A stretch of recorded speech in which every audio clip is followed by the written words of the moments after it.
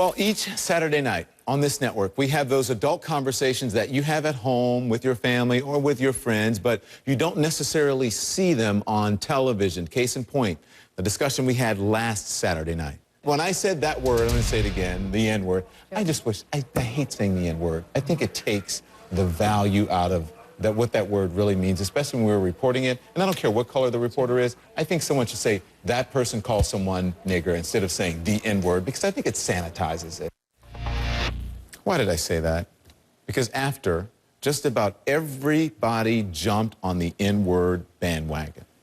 Don Lemon is an anchor at CNN. He's African-American, which is an important distinction. Well, no, it's not. He's a reporter. No, he's a reporter. And what reporters do is they report the news. And every time you make it the N-word, it's cute. Right. It's like the N-word. But see, I feel very strongly about the word. Do not eliminate it. It's part of our history. And every time people try to sort of make it sound better or more acceptable, let's call it what it is. There's a CNN anchor. Guy's name is Don Lemon. I don't know if I want to air the soundbite. You're making a case that it's inappropriate to say, quote, N-word, unquote. Just go ahead and use the N-word. Don Lemon says he doesn't support it in like music or used casually, but he supports it in terms of reporting what someone said. Yeah. So those are two different things. I mean, I think you've got to point there. That brings us to tonight's No Talking Points. All right, here we go. The N-word, the so-called liberal media, and the Trayvon Martin coverage. Conservative Dana Lash is here. She is from Big Journalism and a CNN contributor. And conservative Noel Sheppard, associate editor from Newsbusters. Okay, Noel, let's go for it here. Here's what you wrote after you heard me say that. You said a CNN host is advocating the previously offensive term to be used in all reports rather than the politically correct one. With racial tensions being ginned up by irresponsible so-called journalists, the N-word suddenly sanitizes what that word says, what that word really means. As Newsbusters asked hours ago, can the N-word now be used on CNN? If it dramatizes racism, Lemon certainly thinks so. All right, Noel, you have written before that the media is trying to help the president by constantly bringing up race. Come on, isn't that a stretch? No, I don't think so at all. And let's remember that even former President Bill Clinton in 2008 felt that the media conceivably was using the race card against his wife when she was running against Obama. So, no, I don't think that that's a stretch at all. Let's also remind your viewers that what occurred about 18 hours after you made that statement on Saturday evening, on Sunday, in the middle of Easter Sunday at 2:30 Eastern time, right in the afternoon of Easter Sunday, national correspondent for CNN, Susan Candiotti, not only said the N-word specifically, but she also said the F-word specifically prior. So it seemed a little bit peculiar to me, and I think Don, it seemed peculiar to a number of folks that suddenly CNN seems to be saying it's acceptable to use this when in the media for, what, a couple of decades, we weren't allowed to say that word. So why suddenly is it acceptable? Well, here's the thing, Noel. I'm not here to criticize or defend my colleague. What she said is separate and apart, and that's her own business. But my point was more about political correctness run amok, which has been the cornerstone of conservatism. And you wrote this in 2010 when the Kentucky Fried Chicken ad was pulled in Australia after cries of racism in the U.S. Now, remember, my point was more about political correctness run amok. And so you said, for our PC police to now be enforcing its ignorant standards from thousands of miles away should scare the heck out of folks on both sides of the aisle. So, no, speaking out against political correctness is okay when you do it, but not when I do it? No, because I think we're in a little bit of a different environment now. I mean, this is 2012. We're in an election year, and the nation is on the precipice of conceivably a very, very serious racial tension, or maybe even a race war as a result of the Trayvon Martin shooting, as a result of the shootings in Tulsa, Oklahoma. And we're in an election year where the first black president is looking for re-election. So I like having this discussion, Don. I like it tremendously.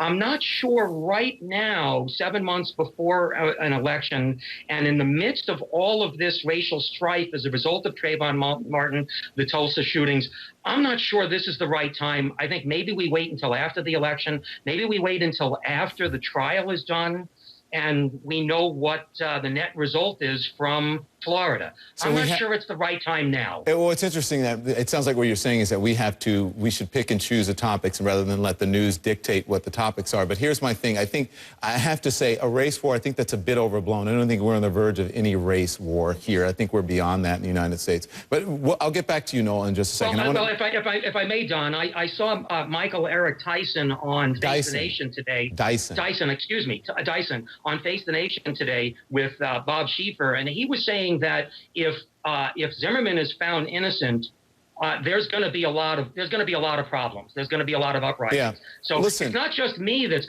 saying that this is possible. But I don't think anyone is saying there's going to be a race war. And I think that we should leave it to figure out whether Zimmerman is found guilty or innocent. That's up to the courts and to the justice system to figure out. But I do want to bring. I want to let Dana. Don, because I go ahead, Dana. Oddly enough, you and I may kind of agree on something here, if I can elaborate. Yeah, see, I'm one of the people, I'm kind of a free speech purist myself, and I really believe that, if people want to fly their freak flag, go ahead and let them fly it and let society judge whether or not you want to have anything to do with that person. But at the same time, when you're talking about saying the N-word, I find the word absolutely just disgusting and gross, and it turns my stomach. I feel the same way when I see some of the rhetoric that, I've seen a lot that comes from the left on the war on women. When I see women like Sarah Palin or Michelle Bachmann or Lieutenant Governor Rebecca Clayfish of Wisconsin called to see you next Tuesday by a liberal talk radio host or, by people on HBO or so on and so forth. So it's kind of similar to that. And I look at it when I see that word used to describe conservative women, I look at it as I don't want it censored because I want society to feel the full sting of that word that's being used to describe women simply because they have a different political ideology than the people using the words to describe them. Dana, listen, I think that I love having this conversation with conservatives. And I think there is, I am a free speech person as well, but I think that everything is about context. And what I said was in the reporting of a story, and if it was intricate to the story, I don't think that kind of agreeing with if you you're a talk show host, the full sting of a word. Yeah, I think if you're a talk show host and you're not a journalist in that way, then you should not be saying that word freely. And I meant purely in the reporting of the story. But I just want to say something here, just to get something clear, especially when you're saying all of a sudden CNN is advocating the use of the N-word. It's not the first time that the word has been used on this network. I said it back in 2011 when we were talking about Rick Perry's hunting camp. And play it for me. Tonight, Governor Rick Perry of Texas is having to respond to his association with the most poisonous word in the English language, nigger. It wasn't the first time. I've said it before in the context of a story, and I'll say it again. I believe that in the context of a story, you should be able to use it. And Dana, it wasn't because Rick Perry is a Republican. It's because he had a camp with that name on it. And I don't understand how saying that is ginning up racism to help President Obama. Right. Well, and I'm going to agree with you on one point. I think that the person who owned the land that Rick Perry leased, because that's kind of an old story. I think that the person who owned the land that Rick Perry leased that actually had that word inscribed on the rock that the Perry family painted over, that's disgusting. It's horrible. They were right to paint over it. It sickens me, just like it sickens me when I hear some of the rhetoric being used to describe conservative women. I mean, when someone calls you, like I said, I see you next Tuesday, I agree with you. If you're reporting it in the context of a story, you want people to know what's being said. Just like otherwise, it's disgusting. You don't want to hear it. Conservative women. Yeah. So listen, I want to talk. By the way, Don, I have to say I just got the acronym See You Next Tuesday. Okay. That was going beyond me. All right, no, all right. Listen, I want to talk to you about something, too, as well, Dana. I'm not going to let you off the hook. You and I agreed on this, but you're a contributing editor for the late Andrew Breitbart's Big Journalism website. You guys wrote that CNN anchor Don Lemon couldn't bring himself to criticize filmmaker Spike Lee for tweeting out the wrong address for an elderly couple during the Trayvon Martin coverage. Here's the clip. The bigger question may be here, even if that information was true, why would you send that out? Why would you retweet it? Yeah. All right. It's someone's address. Yeah, I know. Let's move on now. So in order to get myself not to get in trouble on television, I was so disgusted by Spike Lee, what he did, I couldn't find the words appropriate for TV. I think most people got that. In other reports, I called his actions disgusting. Why didn't anyone from your site contact me? And I'm saying this on behalf of other journalists who find themselves the victim of things like this. Why didn't you contact me for a response? Is that fair? Is that really big journalism? Well, you'd have to ask John Nolte that. He's my colleague over at Breitbart.com.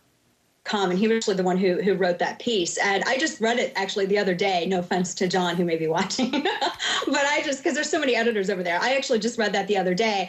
And, maybe that didn't come across that you had condemned it earlier or something like that. But I think we can all agree that, Spike Lee having done something like that is pretty nasty. And I'm glad to hear that you're totally, again, we're agreeing. You're totally agreeing with us that you think it was pretty classless for him to do that. So that's cool. Wow.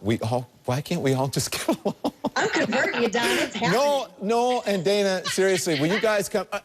My Twitter feed is going crazy. People are saying it's a great conversation to have. Thank you all. We don't have to agree and we don't have to cascade each other just because we don't agree. Thank you guys, okay? Thank you for having us. Thank you. Okay, so here's tonight's No Talking Points point. Dana and I are friendly. We're not friends, we're friendly. Same thing with Noel and I. We have, go back and forth on Twitter. I don't hate them because they're conservatives. I don't hate anyone. I don't judge them for it either. I really don't judge anyone. But what I do find disturbing, quite honestly, is that they and others like them, and even some Democrats assume that because this network doesn't side with political parties, that automatically makes it a, quote, liberal network. I work here. Nothing could be further from the truth. And what I also find personally disturbing is that the same people assume I'm liberal or a shill for President Obama or for Democrats just because I'm on CNN or because I'm African American or because I don't publicly wear my political affiliation on my sleeve. We all know what they say about assuming. Makes a you-know-what out of you and me. In this case, it's also short-sighted and in itself, profiling.